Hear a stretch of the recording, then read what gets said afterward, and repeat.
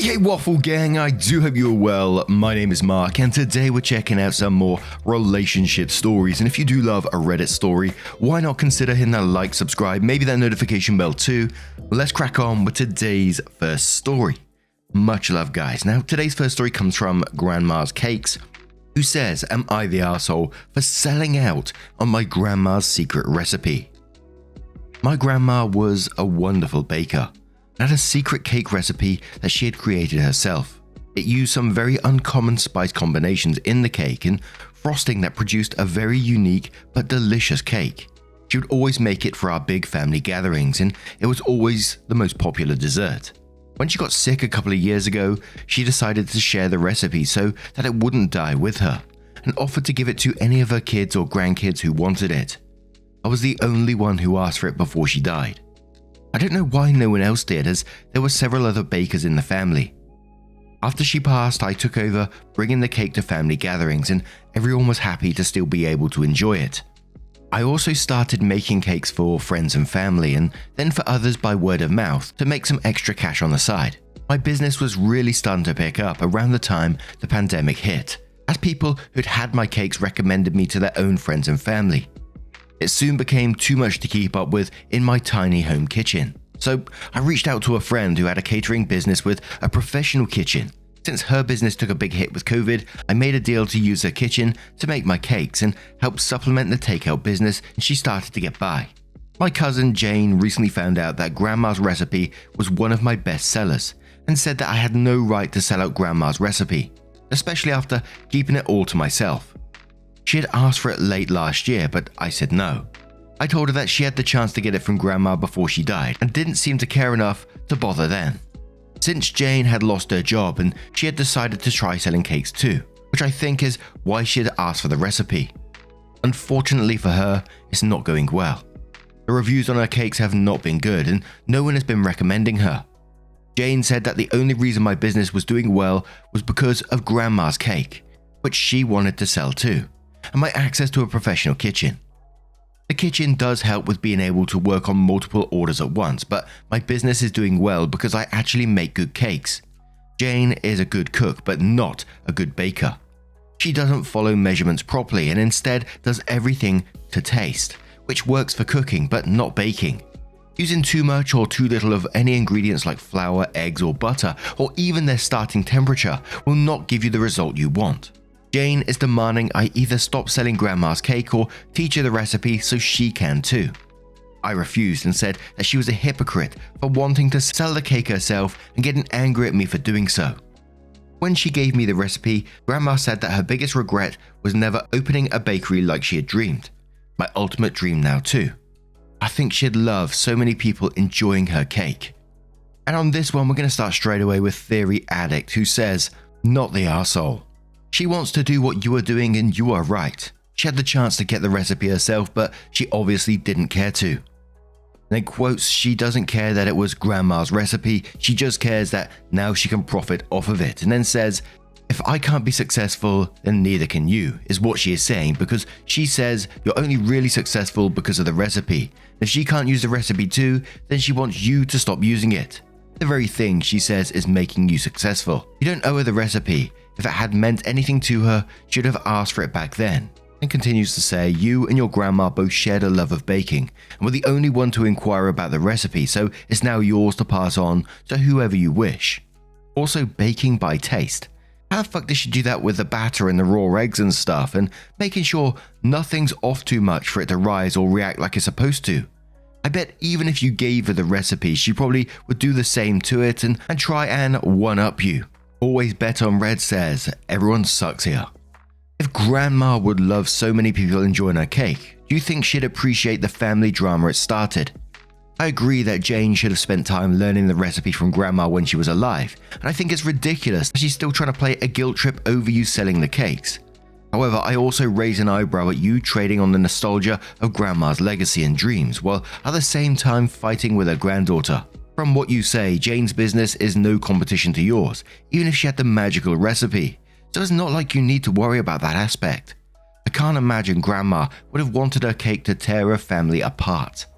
Marv Albert says not the arsehole, and the people saying everyone sucks here and that you should share the recipe for the sake of family harmony and giving you bad advice. Guard that recipe with your life. You've created a viable, growing business, and who knows how far you can take it. You could become the next hostess or Little Debbie. Anything is possible. All thanks to Grandma's secret family recipe, a great marketing gimmick.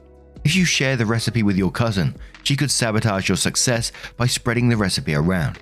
Sometimes you gotta be ruthless. When you build a multi-million-dollar business, the rest of the family will take your side in any dispute with your cousin. She had her chance and she blew it. That's not your problem or responsibility. I wish you the best of luck. Proof Plum says not the arsehole. Grandma offered, no takers but you. Her last word has spoken. Keep that secret and honor Grandma. If you get the chance, hope you name it after her. Edit to add, she left you intellectual property. It's yours now. If she had an odd collection of disturbing teacups and said, who wants these, and you were the only taker, and later said teacups were worth money, I wouldn't expect you to share them with the others who declined the disturbing teacups. Solitary Tea Party says everyone sucks here. Jane is being a huge hypocrite, and she's obviously salty that she isn't profiting off the recipe as well.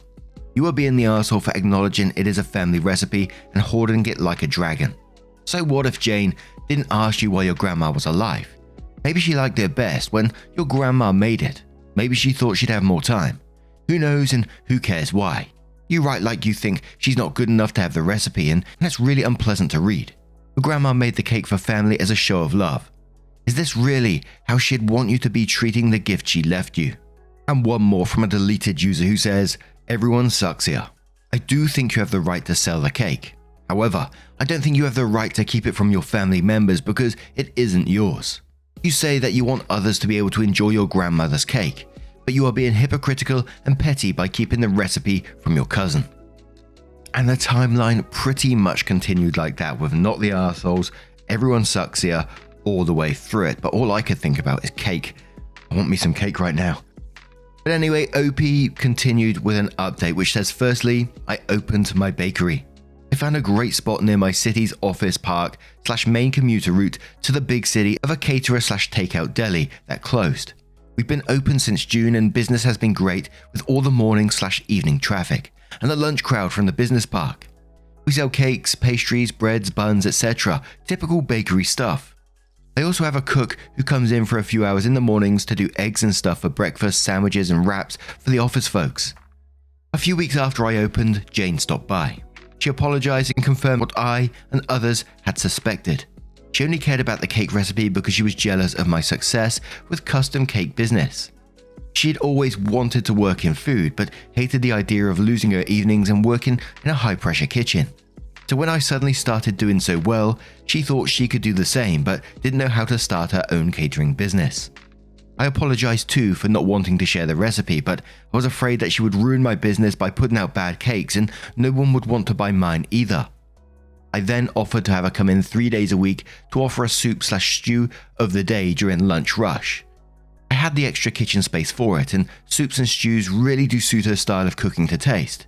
She loved the idea and they were an instant hit.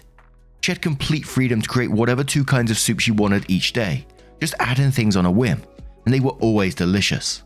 They got very popular quickly with the office folks since there aren't many other takeout options nearby without driving about an extra 5 to 10 minutes out, besides 2 fast food burger places. We soon expanded to her coming in every weekday, and then making a cold soup option on Fridays for the Saturday lunch, closed Sundays. It's been a great arrangement since she keeps her evenings and weekends and gets that creative control. In the last couple of weeks, we've also started doing take-home heat and serve dishes too, like lasagna, chicken and steak tacos or sub kits, etc. I'll do the pasta and bread, she does the other prep and sauces. So far, they've been very popular. She's tried her hand at baking a time or two again and has declared she just doesn't have the patience for it and hasn't asked for the recipe again, nor has any other family.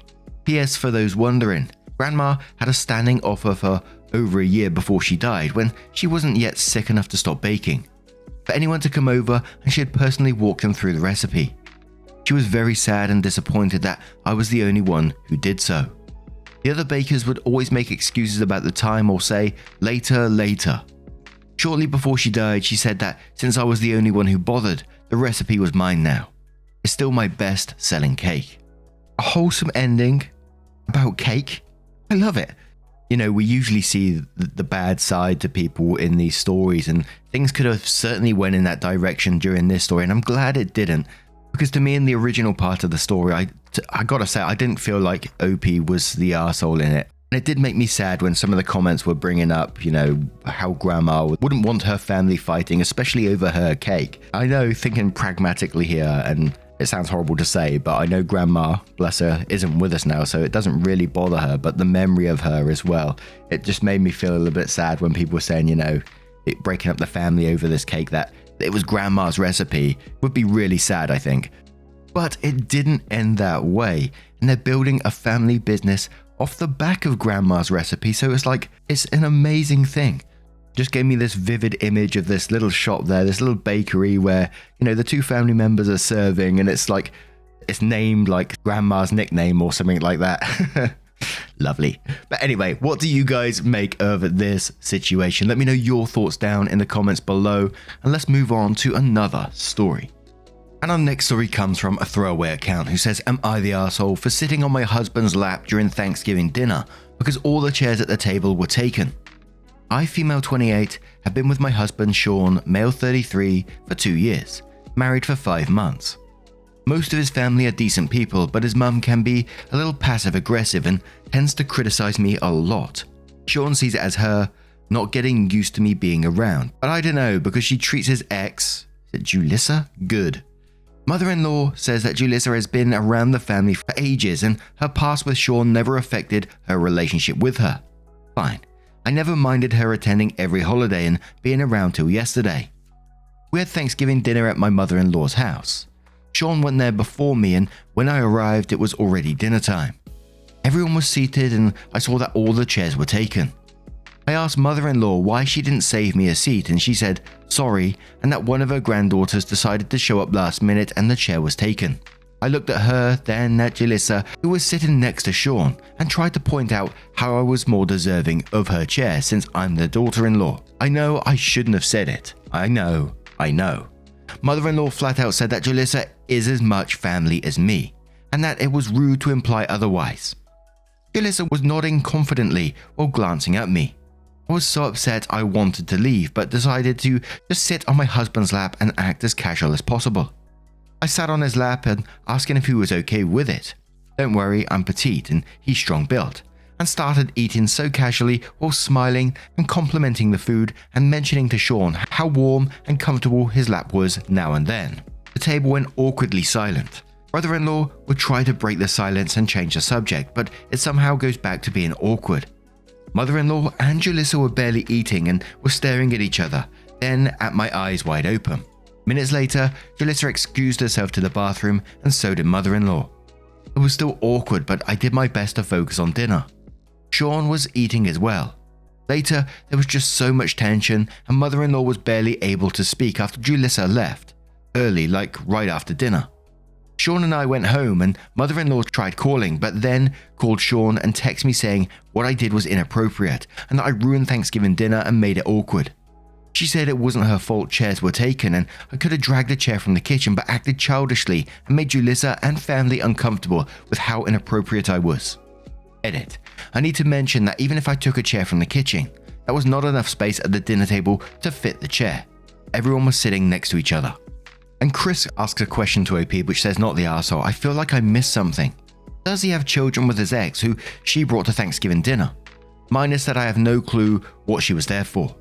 OP responded saying, no, they were friends and both families were close, then they started dating, then broke up but still maintained a decent relationship. However, mother-in-law was somehow acting like they're still together, but she denied all that, saying that she just treats her as a daughter, and also told me I have zero say in how she treats others, which is fine by me really, but when I'm being treated as less than, I find issues with her treatment.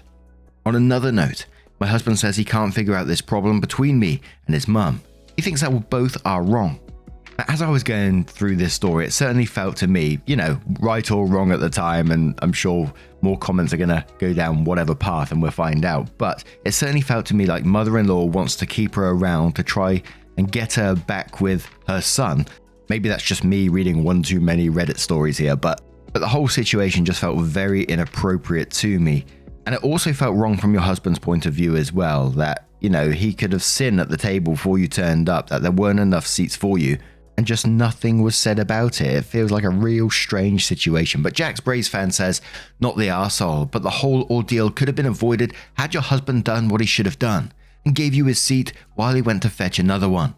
In fact, he should have already had an empty seat beside him waiting for you. I can't imagine putting my wife in such an awkward situation. Big Lips Magoo says, not the arsehole. 1, I am not petite, and I would have still done the same thing. My husband is a full-blown gorilla/walrus hybrid, so it doesn't matter, but even if he was smaller than me, I still would have done it. 2, I'm never going to be accused of being a wilting flower, and no one would dare try this on me, because this is exactly how I would react. Right or wrong, I don't care. Sometimes our statement needs to be loud and clear. 3, I would have played like I was fine there, but believe you me, this convo would have carried on in private with my husband. He would hear from me loud and clear. 4, because I am truly not a wilting flower, I would be absolutely fine with reading between the lines with my husband's actions/lack of actions and acting however I felt was appropriate. Take that how you feel is appropriate, OP. 5, most importantly, pay attention, OP. I would never have to do any of this because my husband would never put me in the position to have to do any of this. You have a husband problem, OP. And one more from Billy who says, not the arsehole. Mother-in-law suggests after the fact that OP could have dragged the chair from the kitchen. It was mother-in-law's job as host to do that herself. Failure to do so was an obvious attempt to make OP ill at ease. OP responded delightfully. It was mother-in-law's fault that it turned out the way it did. Now I'm going to turn this one to you guys. What do you guys make of this situation? What would you have done if you was OP? Let me know your thoughts down in the comments below, and let's move on to another story. And our next story comes from Euphoric Ad 7012, who says, am I the arsehole for kicking mother-in-law out of our wedding for wearing white, though her original dress was stained?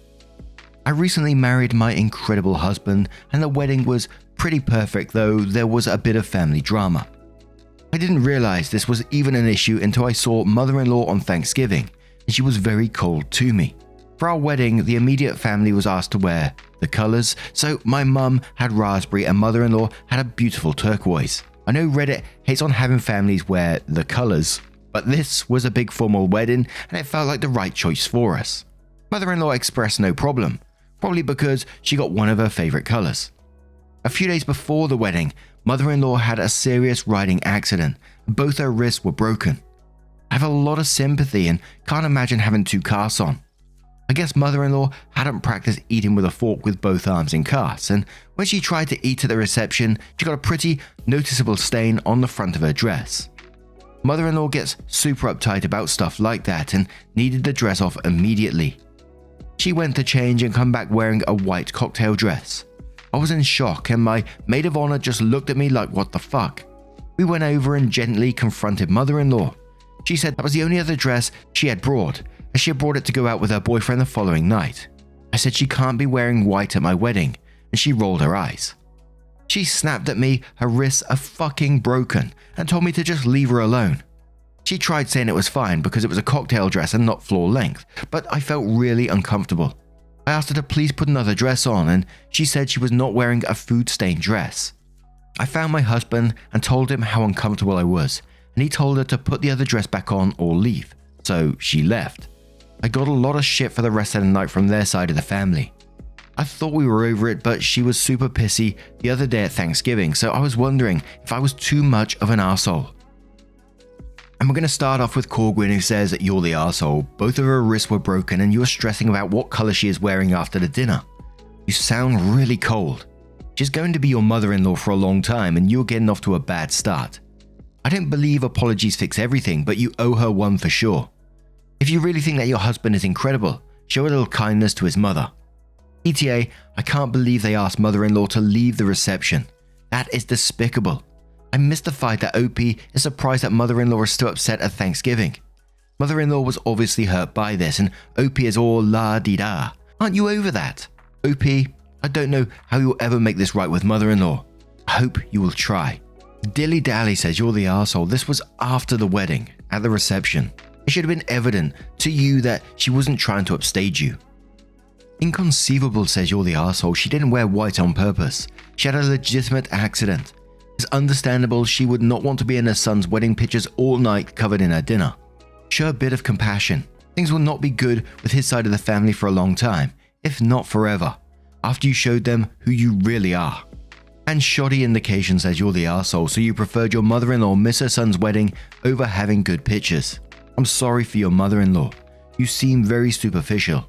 Also, cannot imagine husband was okay kicking out his mother. Would you kick out your mother?